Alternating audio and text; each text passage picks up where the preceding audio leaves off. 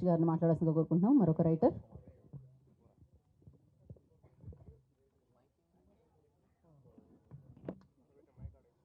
So media మిత్రులందరికీ నా హృదయపూర్వక నమస్కారాలు.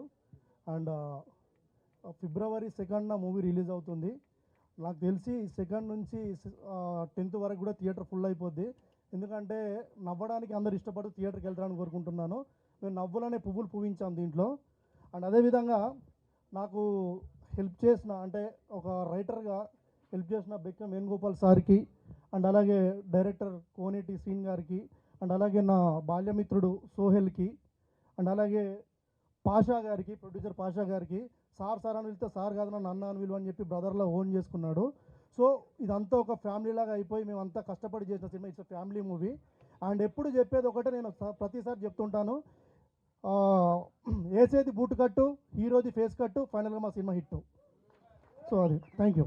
బా నిజంగా